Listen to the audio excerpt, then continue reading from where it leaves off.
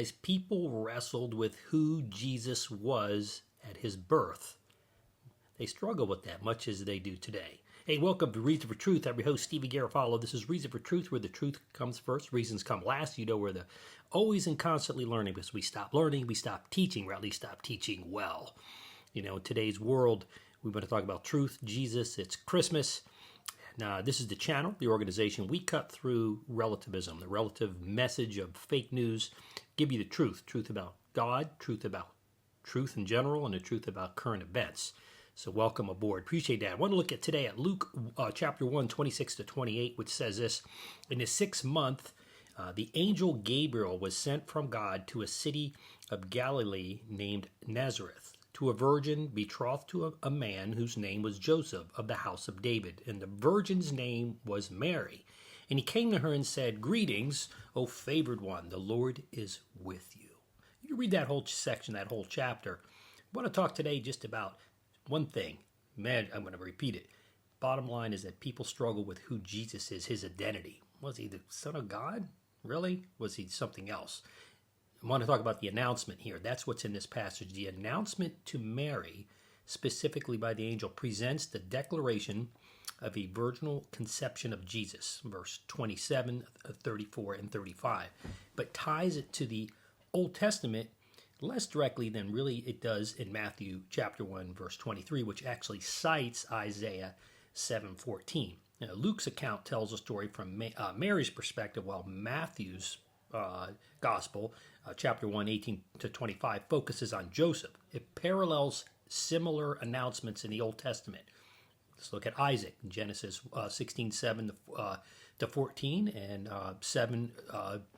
chapter 17, verses 15 to 22, and chapter 18, 9 to 15. You got Gideon in Judges 6, 11 to 17, and Samson in Judges 13, 3 to 23, and Samuel in 1 Samuel chapter 1, verses 9 to 20. You look those verses up yourself, do a little study.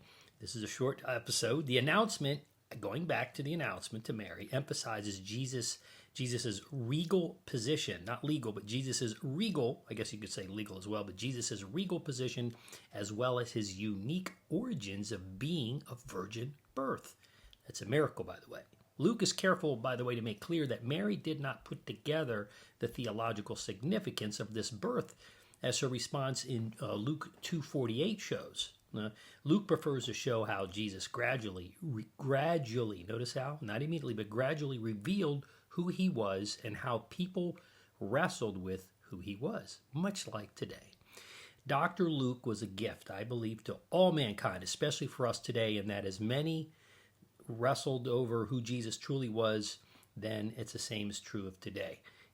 You know, today God clarified the identity of Jesus, and he did in the Old Testament as well. Talked about through the prophets who Jesus was specifically. Never said Jesus was a prophet. He was always known as God in both the Old Testament and the New Testament. Okay? Many in the world still toil over whether Jesus was a prophet, whether he was one of many gods. Was he a liar, as Josh McDowell said, or a lunatic in that book that he wrote? Or is he the true Son of God? See, Scripture, and especially the gospel message in Luke, is God's gift to all of us who struggle with the identity of Jesus, because the truth is clear. But for many, accepting Jesus' true identity as a Son of God means much more than a designation. To accept Jesus as the truth is life-changing.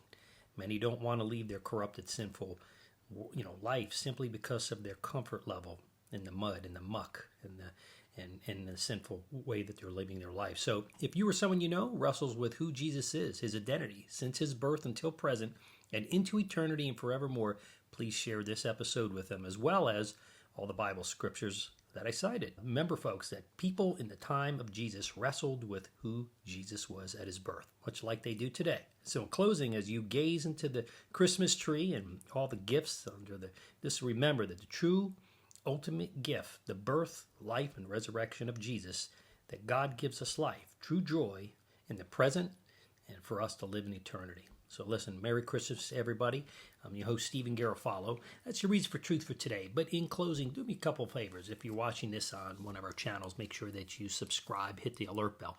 But I'd encourage you to do two things. Number one, join our community at StephenGarofalo.com. And as well, it's an end of year. We have some needs, financial support. You can do that at reasonfortruth.org or reasonfortruth.bible. Just hit the donate button. Listen, that'll be helpful for us in the carrying through our mission. I'm your host, Stevie Garofalo, and you know this is your Reason for Truth for today. Merry Christmas.